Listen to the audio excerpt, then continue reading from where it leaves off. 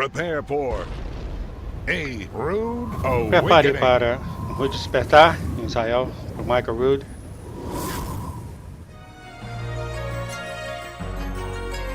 Profecias das festas da primavera de Deus. Vamos começar a parte 2, final, o ladrão de noite. Sempre que temos a palavra como, ela é usada como uma conjunção nas escrituras. Ela nos dá uma versão de por exemplo. Esse exemplo paralelo chamamos de sinônimo, ou seja, a maneira semelhante de como o milênio do Senhor aparecerá e de como o ladrão na noite aparecerá. Na nossa cultura, é claro, sabemos de como o ladrão na noite aparece. Ele entra na casa, pega um pedaço de pau, bate em você, pega o seu carro e foge com a chave e suas joias e o carro. Mas essa não era a cultura da qual essa escritura foi escrita. Tudo o que podemos fazer é voltar para a cultura e ver como essas coisas aconteceram naquele tempo e ter um entendimento melhor de como as coisas aconteceriam naquele tempo e do jeito que foi falado. Porque todas as noites no Monte do Templo havia um sacerdote e o seu trabalho era tomar conta do fogo do altar. Ele tinha de manter o fogo aceso toda a noite, não extremamente quente, mas apenas cuidar do fogo para que na parte da manhã eles poderiam pegar um pedaço de fogo rapidamente e então na hora da oferta da manhã, no que eles queimavam um carneiro macho de 1 ano de idade na hora da manhã da oferta. Então o fogo já tem que estar preparado para ser usado. Agora, o trabalho daquele sacerdote é ficar acordado toda a noite e cuidar do fogo. Ele era um encarregado que estava de plantão, que foi selecionado para esse trabalho naquela noite. E se acontecesse, e se aquele sacerdote for até lá e começar a preparar o fogo e colocá-lo bem quente e em seguida deitar, então ele poderia experimentar algo que acontece bem frequentemente. O Kohen Gadol, o sumo sacerdote, de vez em quando sobe no monte do templo, nas primeiras horas da manhã ou tarde da noite. No meio da noite, o sumo sacerdote sobe para ver se o servo está fazendo o seu trabalho.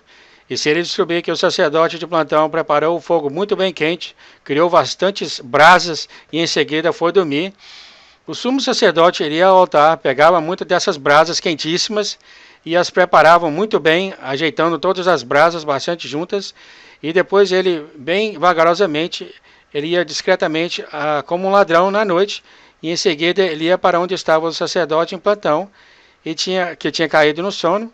Então o sumo sacerdote ia até lá muito silenciosamente e ele jogava todas aquelas brasas quentíssimas na roupa dele, na bainha da roupa dele, que estava debaixo ou ao redor, perto de seus pés.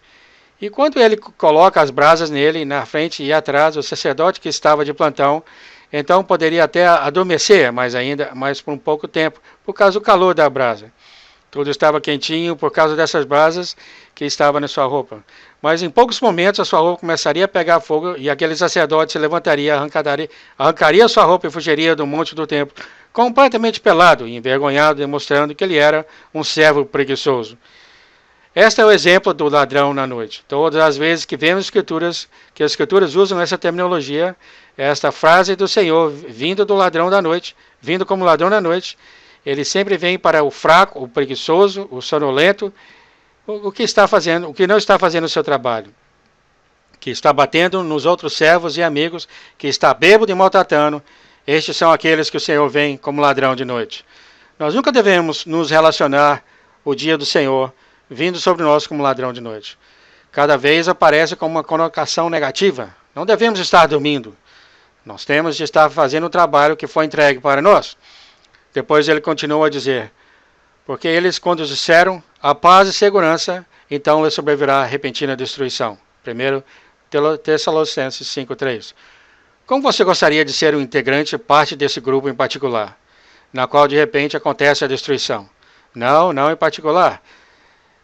Eu não acho que ninguém aqui queremos estar ligados a eles, porque são eles que estão dizendo paz e segurança, são eles que estão clamando paz e segurança.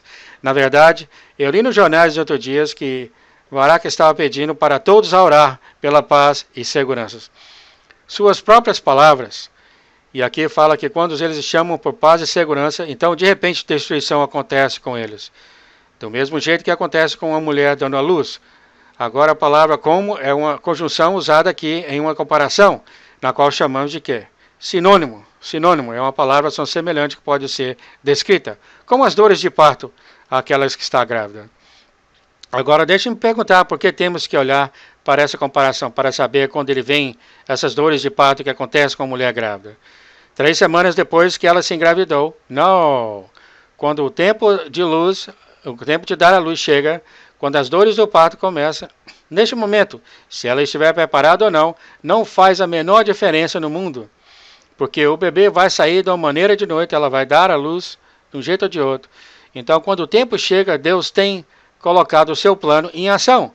E quando o tempo chegar, quando o dia do Senhor começar, quando o sétimo dia do mês, o mês do sábado, o sábado milenar começar, as dores de parto vão se tornar tão graves e é o que vai acontecer, é que todas essas são as dores de parto que irá resultar em seguida de dar à luz, ou seja, a volta do Messias. Em outras palavras, o Messias não vai voltar como um bebê dessa vez, ele está vindo como um conquistador, um rei governante, e o mundo vai entrar nas dores de parto dessa vez. Maria teve as dores de parto na última vez, o mundo terá as dores dessa vez, porque agora será a vinda do Messias, que irá governar esse mundo com uma vara de ferro. E é esta a revelação que estamos procurando nesse tempo específico. A próxima palavra na Escritura diz: mas vós, irmãos, já não estáis em trevas, para que aquele dia vos surpreenda como um ladrão.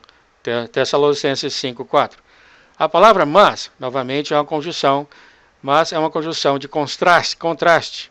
Mas define em contraste que nós não devemos estar em trevas, que aquele dia pega a gente como um ladrão. Nós temos que ser filhos da luz, filhos da luz. Nós temos que saber o tempo de Deus, os seus moadim, suas festas, suas imagens e sombras proféticas, de modo que essas sombras de imagem são o que Deus falou, o fim do começo. Nós não podemos deixar o dia, o milênio do Senhor, descer sobre nós como um ladrão na noite. As dores do parto não vão vir para cima de nós e nós estarmos completamente inconscientes, porque nós temos que ser filhos da luz. Se entendemos o tempo de Deus, seus moadins, veremos que este é um momento que preparamos para as coisas que vão acontecer. Paulo escreveu aos crentes de Roma, ele fez uma pergunta retórica. Ele não estava preparando que eles escrevessem tão rápido para de volta, mas ele fez a pergunta: que vantagem tem os judeus? Que vantagem tem os judeus? E se você perguntar a muitas pessoas, eles diziam: bom, nada. Deus não quer nada com os judeus. Deus não tem abandonado os judeus. Os cristãos, os gentios têm substituído os judeus. Eles não estão no plano mais de Deus. Isso é o que as pessoas falaram. Mas o que Paulo disse, o que as escrituras dizem, que vantagens são dos judeus? Ele respondeu muito em todos os sentidos.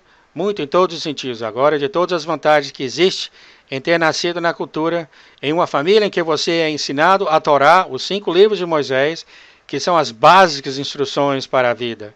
De todas as vantagens que existe de ter nascido, que quando você acorda de manhã, que você anda pelo dia, que você deita, quando você se senta na mesa, você é ensinado as palavras de Deus em toda a sua vida.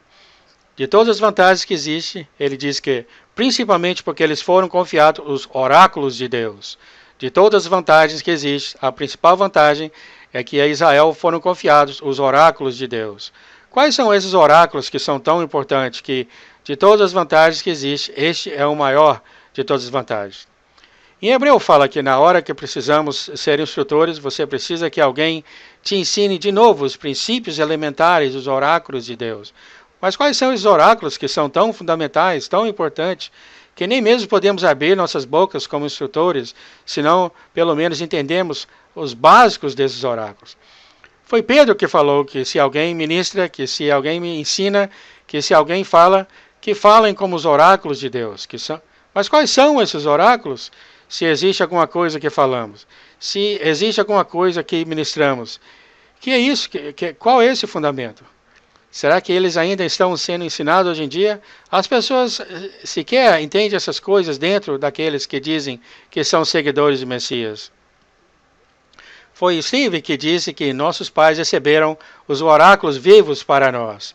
Quais são esses oráculos viventes que os pais de Israel, Abraão, Isaque e Jacó, até as 12 tribos, que eles receberam esses oráculos viventes e que deles passaram para os seus filhos de geração a geração? O que são, então, esses oráculos viventes? As palavras oráculos é um pouco mística, não? Ela não é bem usada hoje em dia, mas a palavra oráculo é a palavra logion, no grego, é a palavra de comunicação. Vemos que, de acordo com o testemunho das Escrituras, de que Moisés e os profetas foram enviados para as 12 tribos de Israel. Foi para Israel que os profetas foram enviados. Os profetas não foram enviados para qualquer cidade, tribos, qualquer lugar ou qualquer outro lugar neste mundo, mas sim para as 12 tribos de Israel.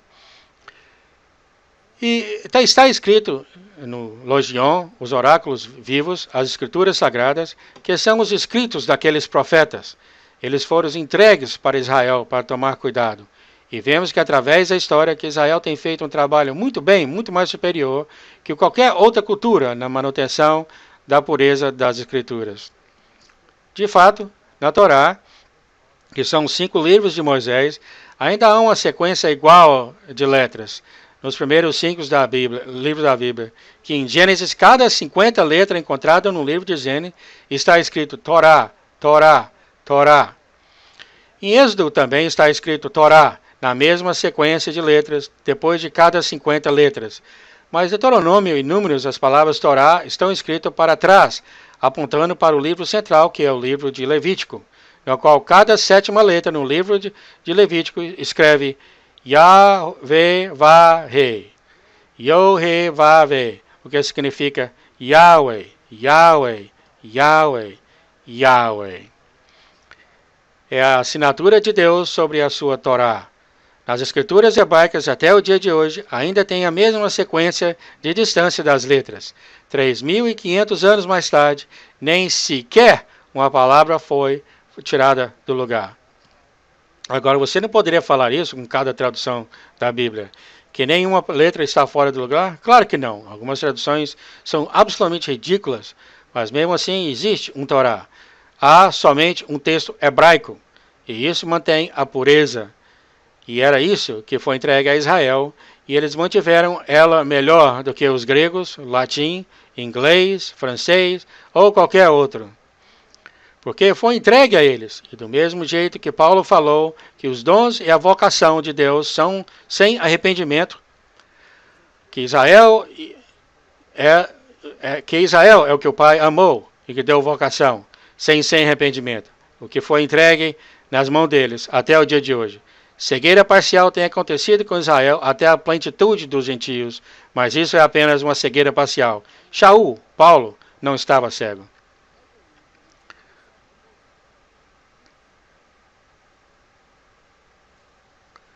A Torá. Os primeiros 5 livros da Bíblia, recebida por Moisés no Monte Sinai, é a base para todas as Escrituras. É na Torá que nos arrependimentos sobre as festas do Senhor, que nos mostra por detalhes das sombras proféticas que o Messias tem que cumprir. As festas do Senhor são a base das profecias bíblicas. Os detalhes incorporados na festa do Senhor da primavera são os oráculos viventes de Deus, nos mostrando profecias emocionantes relativas à volta do Messias como servo sofredor. Quando nós entendemos a festa do Senhor, então nós entendemos o Novo Testamento. Se não entendemos a festa do Senhor, as Escrituras do Novo Testamento continuarão a ser um quebra-cabeça para sempre para os países ocidentais. Convidamos você a se juntar a nós novamente para o capítulo 3 da série de 26 partes sobre as profecias da festa do Senhor, a Torá e o caminho para Emaús. Eu sou Michael Rood, em Israel, lhe dando Shalom, paz, e eu vejo vocês quando a fumaça sumir.